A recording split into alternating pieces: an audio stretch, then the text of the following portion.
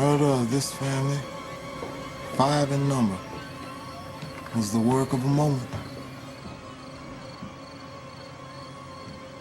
There was a little infant sleeping in a cradle that was forgotten until we had left the house and gone some distance when Henry and Will returned and killed it. Over the next 24 hours, Nat Turner led a small group of slaves from farm to farm, killing every white man, woman, and child they encountered. They gathered guns and more recruits during a brief but bloody revolt that spread terror throughout the slaveholding South. Nat Turner was captured and hanged. In the days before his execution, he agreed to tell his story. And on the 12th of May, 1828, I heard a loud noise in the heavens, and the Spirit instantly appeared to me and said that the serpent was loosened, and that Christ had laid down the yoke he had borne for the sins of men, and that I should take it on and fight against the serpent. For the time was fast approaching when the first should be last, and the last should be first. In the years leading up to the Civil War, Frederick Douglass and other black abolitionists repeatedly voiced admiration for Nat Turner and other slave rebels.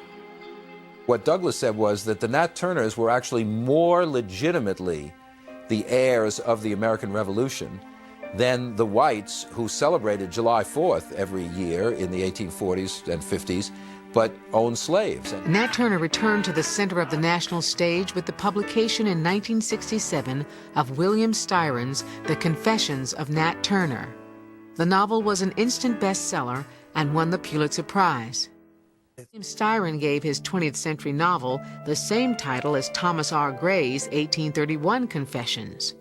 Examining this document for clues about Nat Turner, Styron was fascinated by a particular passage.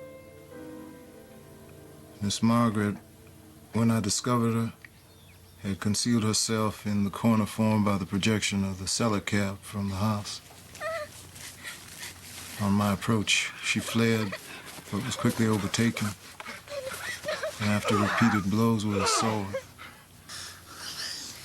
I killed her by a blow on the head with a fence rail.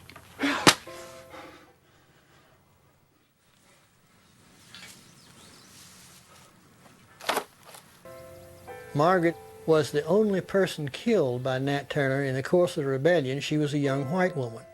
Styron takes this and makes a love affair out of it between Nat and Margaret. I think African Americans generally, and whites to some extent, resented the relationship that Styron created. This was, for a novelist, the perfect question to ask. Why? Why did he do this? Wasn't there some relationship between the two of them? But not all reviewers lavished praise on the novel. A group known as the 10 Black Writers published a volume deeply critical of Styron's image of the slave rebel. What Styron had done was play at the worst fears of white America, and I think, frankly, fantasizing in his own mind as a white male about the lustful feelings that black men had for white women. But he did, he said that Nat wanted one, and not only did he want one, that he was willing to kill for it, and not only that, that was his primary motivation.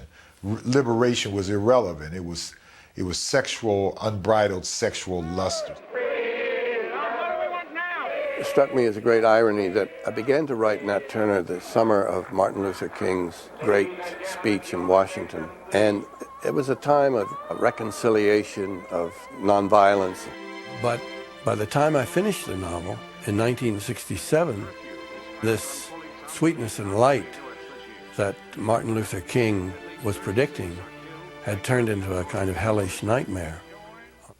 So there was good reason why my book was met with such mixed reactions. Bill Styron did do a service in the sense of putting Nat Turner back on the table, making people argue about who he was.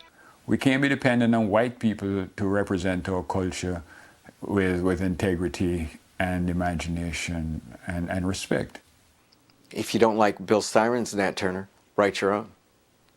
I think the only way that you can fight a representation in art that you don't like is to create new art.